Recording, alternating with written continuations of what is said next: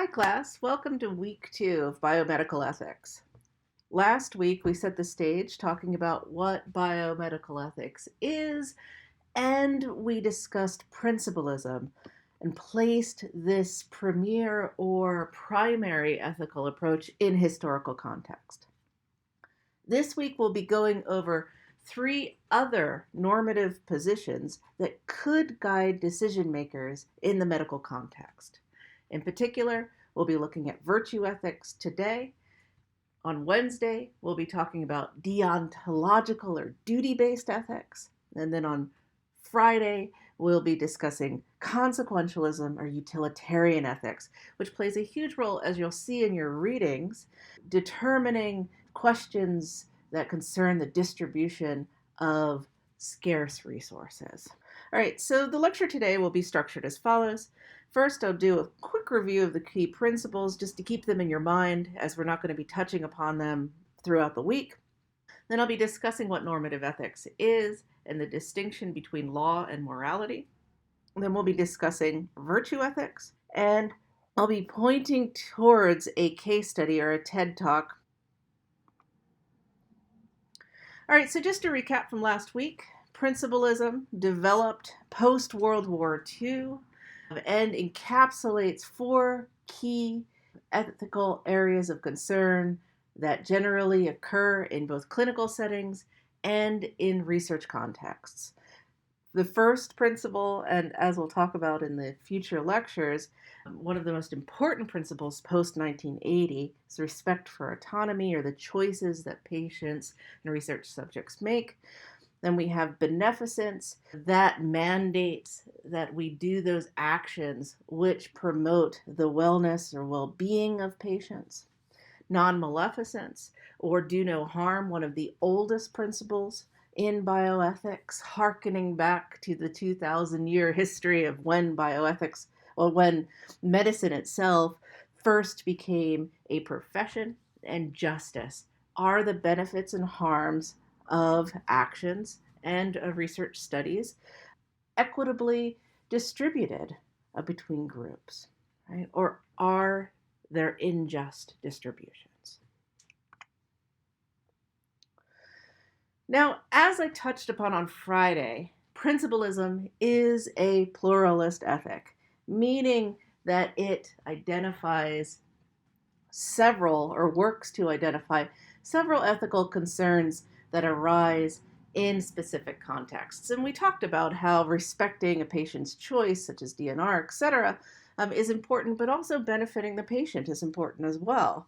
So these are 2 separate areas of ethical concern that principalism helps us to identify when we're making decisions. And then I juxtapose this against ethical monist or absolutist positions. And these are theories that are typically thought to provide right answers in a wide range of contexts. And as we talked about with utilitarianism, if we look at the consequences of an action and we're like, what benefits the most people? Well, that should be the ethical action, right? For a utilitarian, that is the ethical action. And we'll talk about utilitarianism more in detail on Friday, but that's an absolutist position. However, the philosopher Paul Thompson, who's also a pluralist, argues that it's not necessarily the case that the 3 ethics we'll be looking at should be treated as absolute.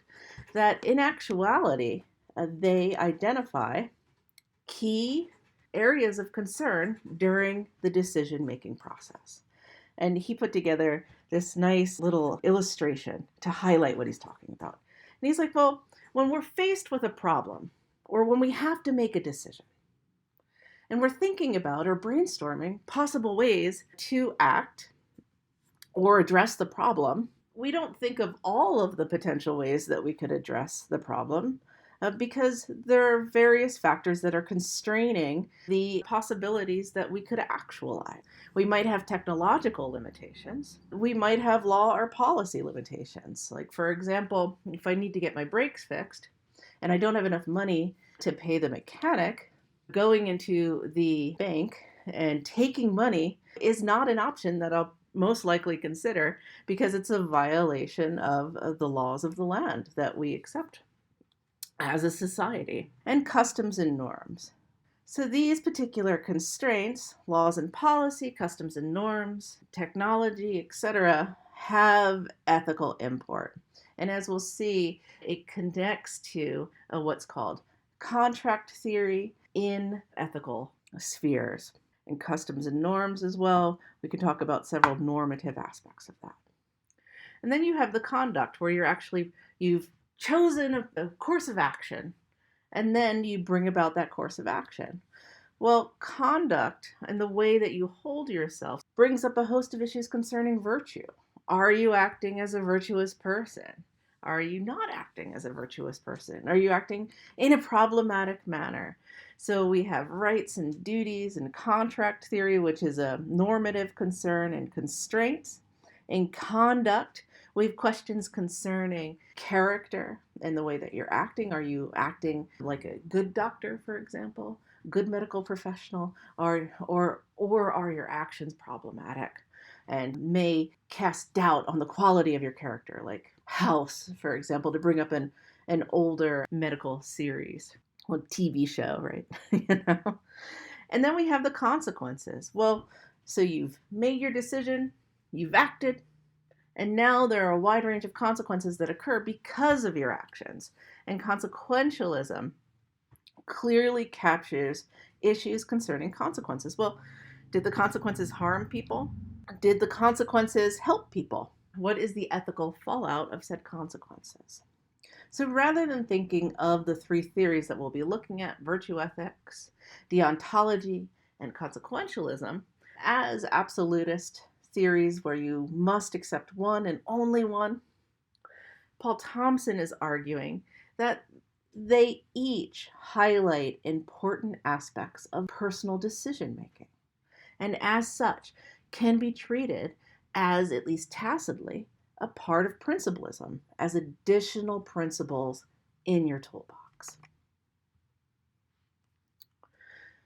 So, as I said, we'll be looking a little bit at social contract theories today. However, we'll spend the main portion on virtue ethics. I have a discussion in a few slides talking about how giving a brief introduction of social contract theories, but I do want to note that the majority of our time spent on social contract theories will actually come a little bit later when we talk about the concept of justice, and we cash that out more fully. Then we also have teleological theories or consequentialist theories that focus on the consequences of your action. That's what's normatively important. And then we have our deontological theories that look at intentions. Did you intend to cause harm? Did you not intend to cause harm, etc.? So throughout the week, we'll be looking at each of these in detail. So just as a teaser, social contract theory, born of the idea that we are born into a society. And as such, we inherit social bargains and responsibilities. So this is from Thomas Hobbes, where he argued that prior to the birth of the state, life was short and brutish because there were no laws governing the land and you had no protections. So when you're born into a society, you do gain certain benefits, such as the fact that someone typically cannot come into your house and take your stuff, right? But you also incur certain duties, such as the fact that you need to follow specific laws, such as not taking other people's stuff or following traffic laws, etc. So when we live in a society, we have a duty to follow the rules. And when we or our representatives make laws, we are in effect promising to act according to those laws. So we have certain rights, liberty, freedom, but we incur certain duties in this context. Now, under this particular ethical theory, there are key normative concerns that arise, such as issues of just distribution of benefits and harms. Well, if it is the case that we're all equal under the law and that we all are afforded certain rights, but incur certain duties, then the distribution of duties and the distribution of potential harms without receiving potential benefits could be seen as problematic. Why am I being treated in this way, but other citizens are not being treated in this way? Right? Is this fair? Is this equitable? So questions of just distribution typically fall under this ethical category, but it should be noted here that personal liberty is typically paramount in social contract theory. So the central question then typically involves deciding whether or not laws are justified in limiting the personal liberty of citizens. And we'll talk about in future lectures John Stuart Mill and his conception of the harm principle. Personal liberty ends at the tip of another person's nose in this ethical theory. So I just wanted to give a brief teaser. If this is confusing or seems out of context, don't worry, it will make sense in future lectures. But this is one of the three typical areas of normative concerns that are grafted onto the decision-making process. So I wanted to make sure to illustrate how this ethical branch falls in line with the others in that taxonomy. It is important to note, however, that while we do have these constraints and while social contract theory recognizes duties and benefits and associated with living under a social contract, that not all laws are ethical and not all ethics are laws. So these are connected, but they are also separate domains. So a good system of law should be ethical, but not all laws are ethical. So both laws and ethics deal with questions of how we live together with others, but ethics also applies to how individuals act even when others are not involved. So there are certain situations, and I'm sure you can think of many times when you had an ethical quandary. Should I break up with this person? Should I give my lunch to my brother when his lunch was unfortunately lost? So there are various ethical questions that don't fall in the legal domain. And similarly, there are laws that don't necessarily fall in the ethics domain. Driving on the left or right side of the road, for example. This falls under the legal domain, but it's largely arbitrary. It's not an ethical question. In England, they drive on the other side of the road. All right, so this is a movie trailer that highlights the distinction between the legal sphere and the ethical sphere. I won't show it to you now just because it's been difficult playing videos during the lecture. However, I do want to note that I will post it just in case you're interested. It's double jeopardy. This person was tried for murder, but she didn't commit the murder. And so she couldn't get tried for the same crime twice. Right? She's like, I can kill you in the middle of Mardi Gras, and nobody would bat an eye. And that's just to illustrate the distinction between ethics and law, because while she was making a legal statement, it surely was not ethical, her actions in that context. So again, this is the Monday lecture of teasers. Right, so one of the things I'd like you to think about, although you necessarily do not need to do it now, is where you fall, where your values fall. So I'd like you to potentially, for the discussion forum, if you feel comfortable, take a minute to identify the values, principles, and ethical theories that are important to you, to think about where you learned them or who taught them to you and why they're important to you. The first step in decision making is recognizing where you're coming from and what values and normative positions guide your thinking about what's right and wrong. So taking a minute to do this may be an important first step. Okay, so just to recap, as we talked about, ethical theories as situated in the decision-making model discussed by Thompson can be divided into three types. Consequentialist theories, these are concerned with the consequences of particular actions.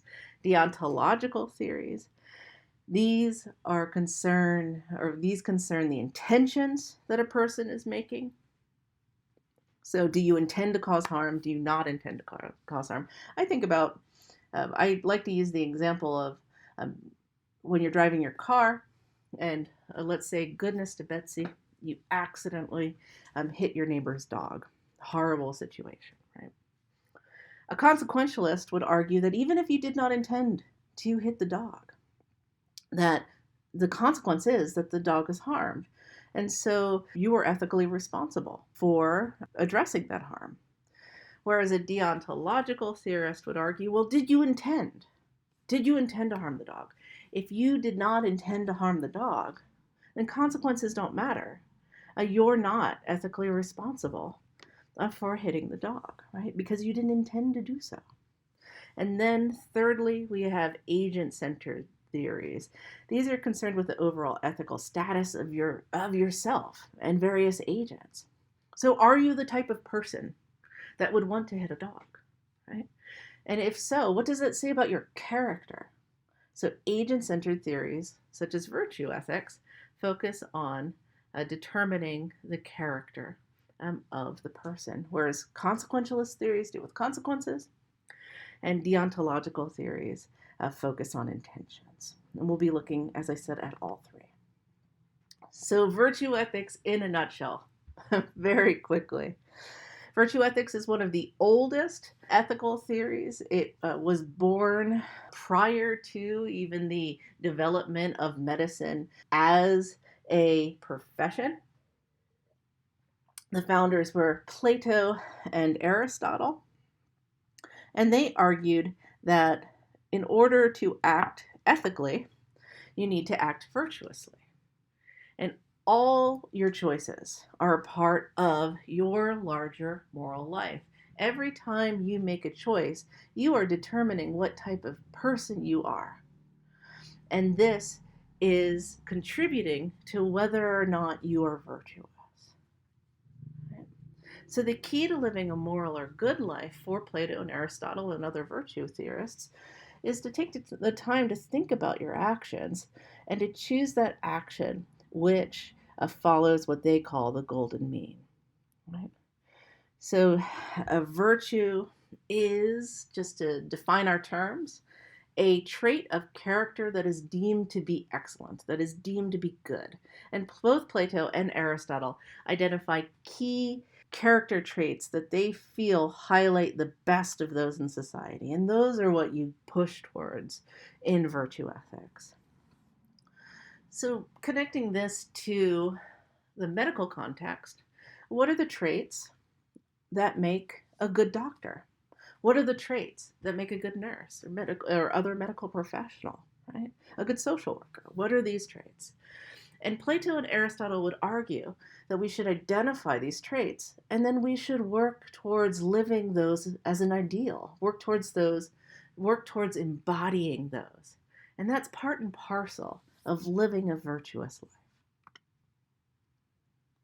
Now, I have a brief video on virtue ethics. Again, I will be posting that, or just in case you're interested. It's like a 10-minute snapshot on the history of virtue ethics.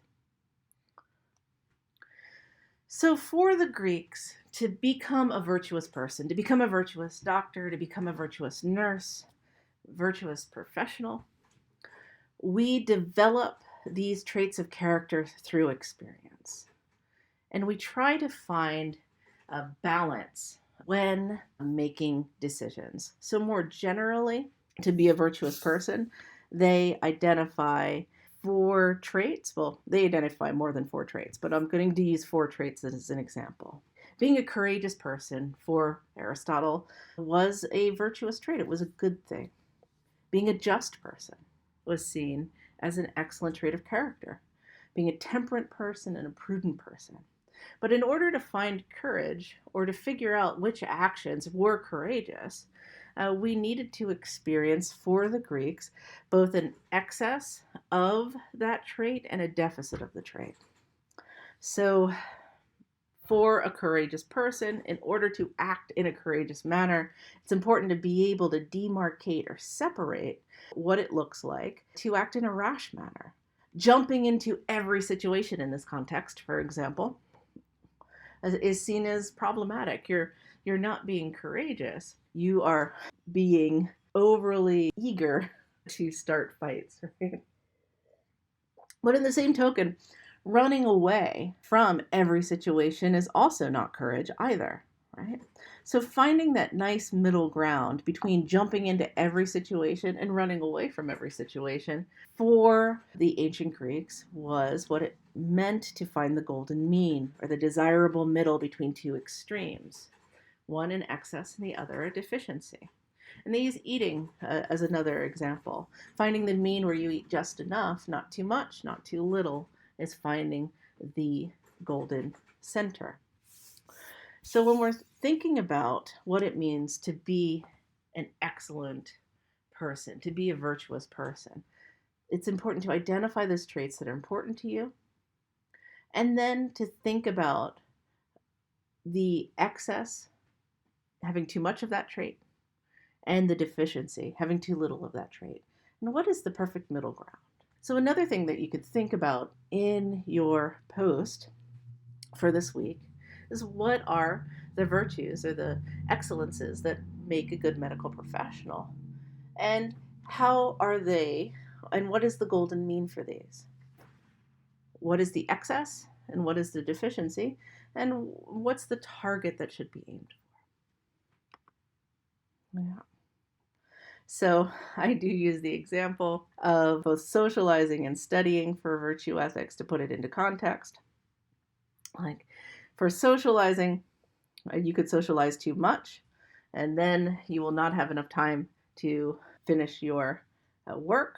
Or you could socialize too little, and you're always focusing on schoolwork, and you're not giving yourself enough time to relax and to take care of your health, etc. But it's only by experience that you find this golden mean between socializing too much or too little, or in the case of studying too much and studying too little.